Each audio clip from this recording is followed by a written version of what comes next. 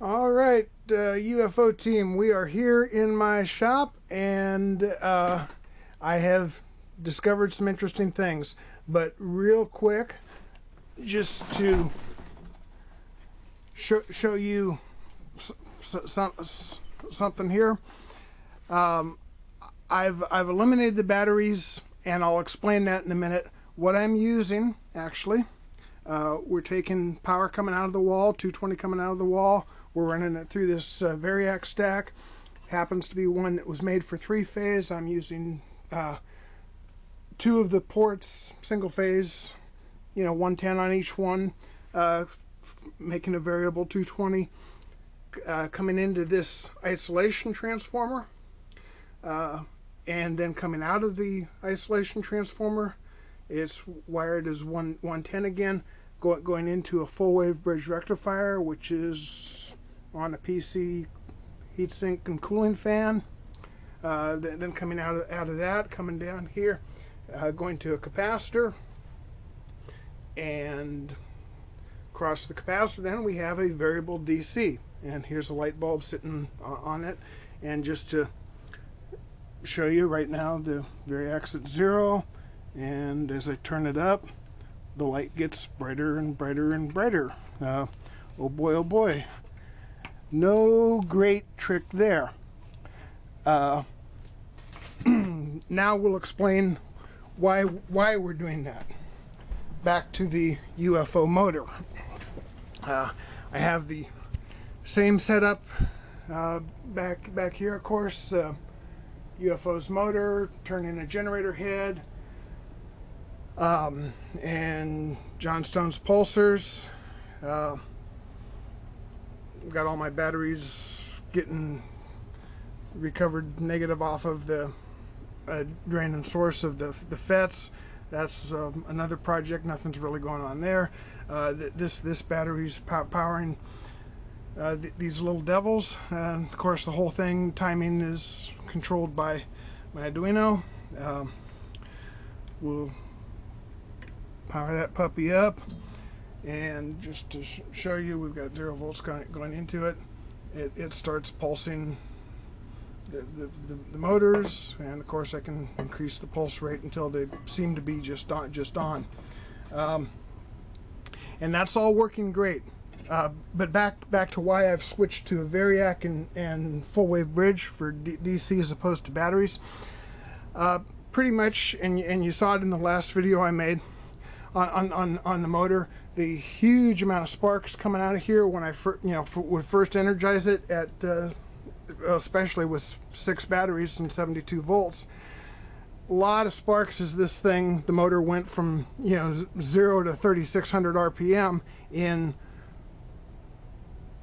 a fraction of a second. Was very hard on the FETs, and in fact that's what was blowing my Chinese $2 FETs. The ones in the US did seem to handle that, but they don't like it. So what we're doing here is, rather than start at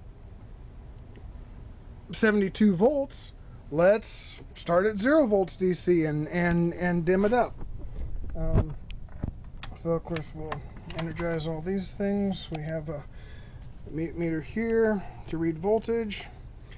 What we'll do is we'll start the things pulsing at a relatively slow rate. I just love this. And then of course we'll come over here, and we'll start to increase the power voltage to it. And this is just great. I don't know if you can hear it, but we've got like 2.4 volts going into the thing, and the thing's pulsing. You can see the motor is starting to turn. Not very fast, of course, but gee, no surprise, it's only 2 volts. And of course back over here we have our current meter, and it's showing about an amp of currents passing through there. So anyway, where we're going with this is we are gradually increasing the voltage, and you can hear in the background the motor RPM is gradually increasing.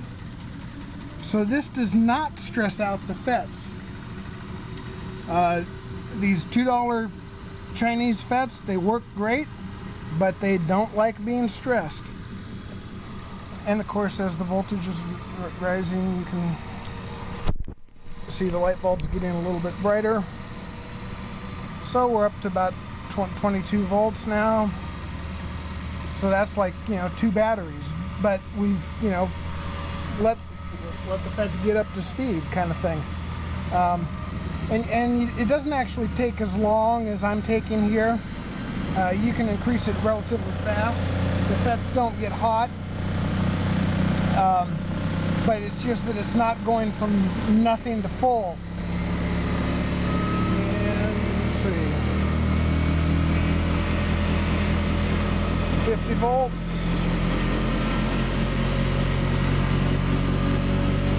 60 volts.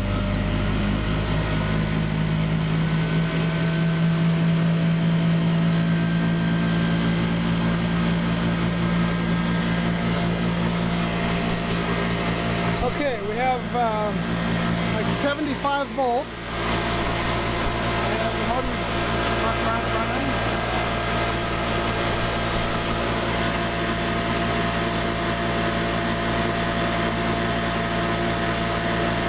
We need a little bit more. We're only at 3,400 RPM.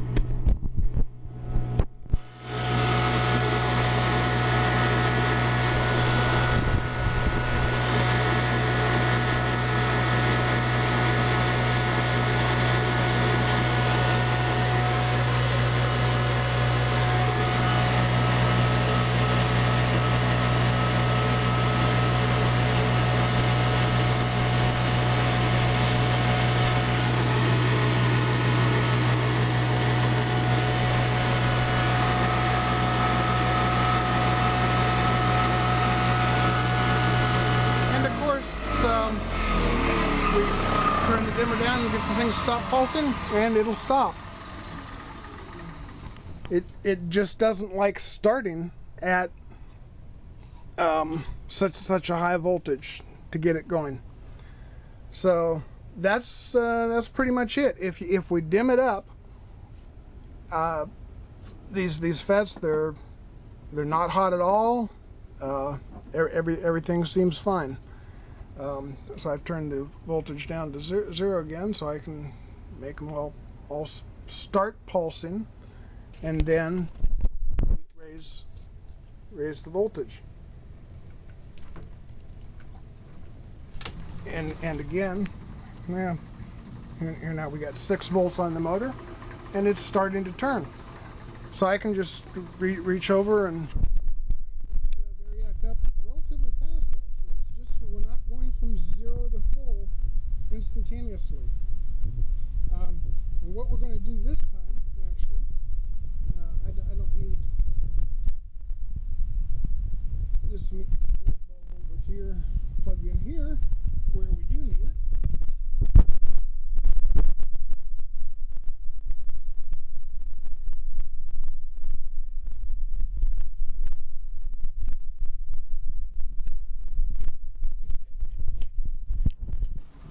And the other light that we have, just to let you all know, and I've got it plugged in here also. It's this big stage light there, and you can see it's a 500 watt light bulb. So we can turn that on too once we get running. We have a 100 watt light here and a 500 watt light, and then we can look at current. So let me run up the speed of the motor.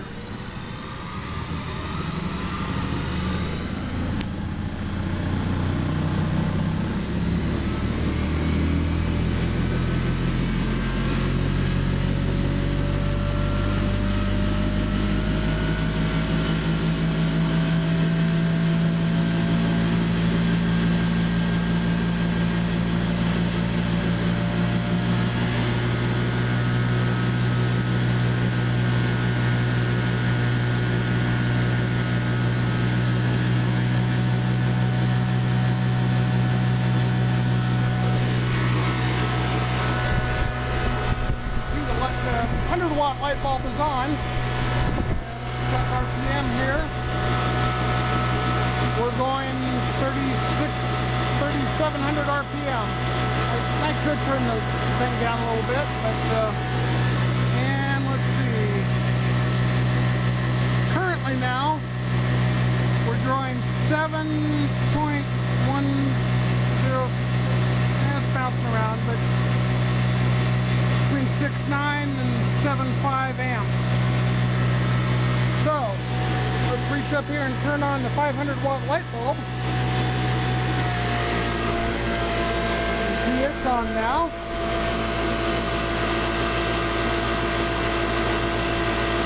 The RPM has dropped to just under 3,400, so it's dropped 100 RPM.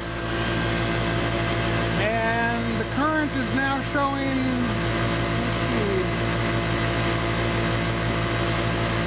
8.15 to, for a second there I saw 9.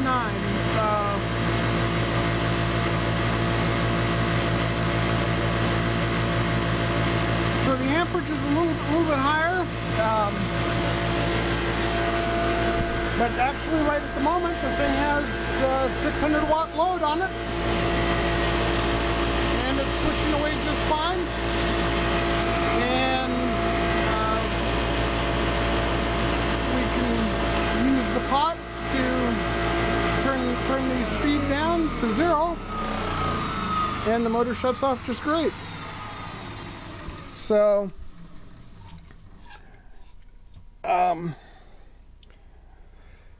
that's the latest discovery that I've made, guys, is that it does not, at least the Chinese $2 FETs, do not like having to jump start the motor from 0 RPM up. It likes to be dimmed up. Now we can probably figure out some way to do that if we were using just a DC battery. Of course, it was very easy to do with a variac. So that's kind of the latest. Sorry this video ran a little bit longer. We're up to 13 minutes now, but we're going to shut down and post this. Thanks a lot.